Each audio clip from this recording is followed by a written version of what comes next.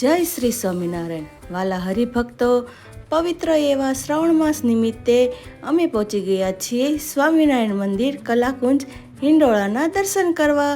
તો ચાલો આપણે બધા સાથે મળી પવિત્ર એવા હિંડોળાના દર્શન કરીએ અને લાભ લઈએ.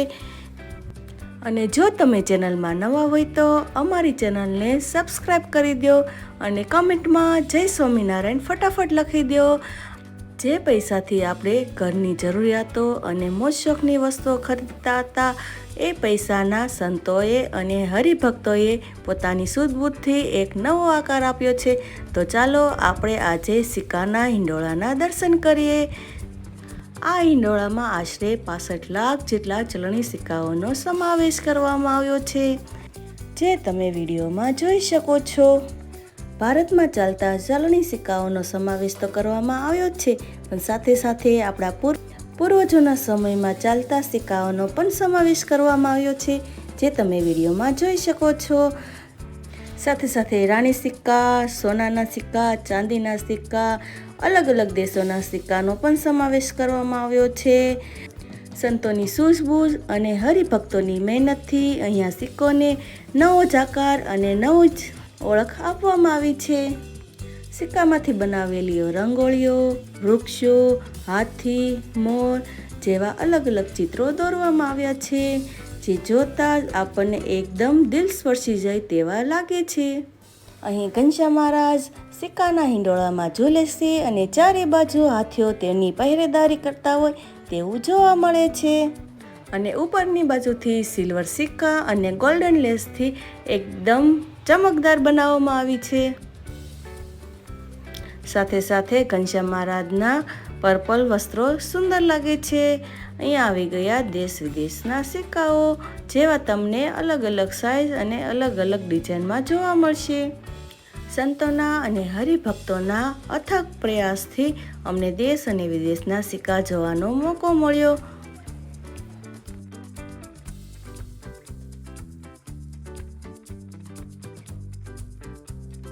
આગળ વધતા જ અમને જોવા મળી ગયા ભારતના પ્રાચીન અને અર્વાચીન ચલણી સિક્કા, જેવા તમને જોવા મળશે રાણી સિક્કા અને અલગ અલગ નૈયું,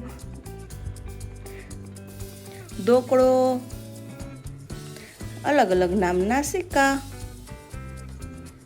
જ્યાં તમને નીચે આના અને પૈસા પણ જોવા મળશે. અહીંયા સોના મોહર, રાધા કૃષ્ણની છાપવાળા સિક્કા, ભગવાનની છાપવાળા સિક્કા, અલગ અલગ દેશોના સિક્કા પણ તમને જોવા મળશે. અલગ અલગ દેશના અને રાજ્યના સિક્કાની મોજ માણતા આગળ વધ્યા ત્યાં તો આપને દર્શન થયા પૂર્ણ પુરુષોત્તમ એવા શ્રી કૃષ્ણ ભગવાનના અને માતા રાધિકાના.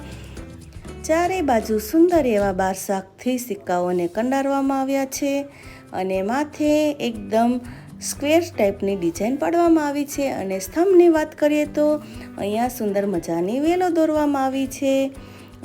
અને અહીં આગળ સિયાવર રામચંદ્ર કી જય અને ચારે બાજુ સિક્કાઓથી રંગોળી પૂરવામાં આવી છે અને એ સિક્કાઓનું તેજ આખા ઓરડામાં દીપી ઉઠ્યું છે.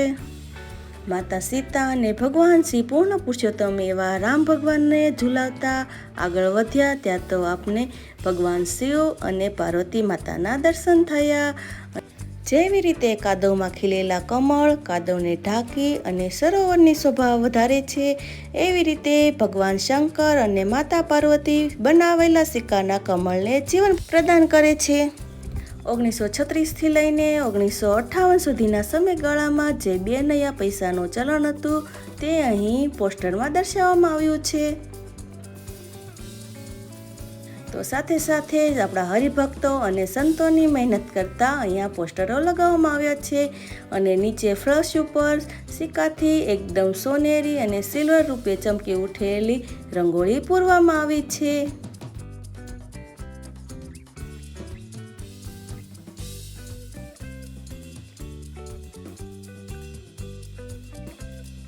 અહીં ભગવાન શ્રી સ્વામિનારાયણ બાગમાં બેઠા હોય તેવું આપણને જોવા મળે છે અને સાથે સાથે દરિયાના લહેરોની જેમ અહીંયા સિક્કાથી રંગોળી પૂરવામાં આવી છે.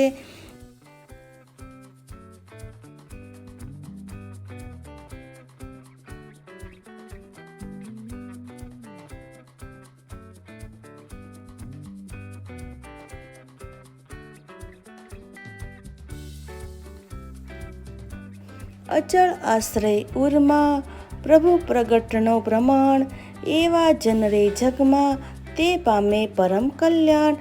એવા ગીતોની લાઈનો સાથે આપણે આગળ વધતા જ અહીંયા કેનેડાથી લઈ અને યુએસ સુધીના ચલણી સિક્કાઓનો સમાવેશ કરવામાં આવ્યો છે. તો સાથે સાથે ભગવાન શ્રી સ્વામિનારાયણનું દિવ્ય સ્વરૂપ અહીં દર્શાવવામાં આવ્યું છે અને ચારે બાજુથી સિલ્વર અને ગોલ્ડ સિક્કાઓથી લહેરોને આલેખવામાં આવ્યું છે. અહીંયા જો મસ્ત મજાનો સુંદર મજાનો સિક્કાઓનો મોર દોરવામાં આવ્યો છે.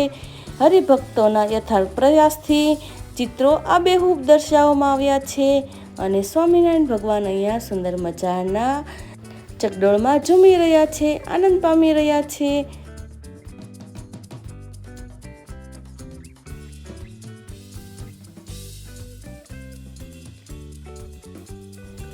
અહીં આપણે ઘનશ્યામ મહારાજના બાલ્ય ચરિત્રોના ચિત્રો જોવા મળે છે અને સાથે સાથે ભગવાન શ્રી નીલકંઠવાણીનો અભિષેક અને સાથે સાથે ભગવાન શંકરનો અભિષેક તમને જોવા મળે છે. 5 રૂપિયાનો સિક્કો નાખવાથી તમને ભગવાન શંકરનો અને ભગવાન નીલકંઠવાણીનો અભિષેકનો લાભ મળી શકે છે. વાલા મિત્રો, જો તમે સુરત સિટીમાં રહેતા હોય તો કલાકુંજ ખાતે સ્વામિનારાયણ મંદિરમાં ભવ્યાતિ ભવ્ય સિક્કાઓના હિંડોળાનો લાભ લેવા અચૂક પધારજો. અને જો તમે અલગ સિટીમાં રહેતા હોય તો અમારા વિડીયો થ્રુ તમે તેનો લાભ લઈ પ્રસન્નતા અનુભવી શકો છો. હવે અમે આ વિડીયોને કરીએ છીએ જો અમારી ચેનલમાં નવા હોય તો અમારી ચેનલને સબસ્ક્રાઈબ કરો, આ વિડીયોને લાઈક કરી દેજો અને કમેન્ટમાં જય સ્વામિનારાયણ લખવાનું ભૂલતા નહીં. અને જય સ્વામિનારાયણ. ફરી મળીશું નવા વિડીયો સાથે. જય સ્વામિનારાયણ.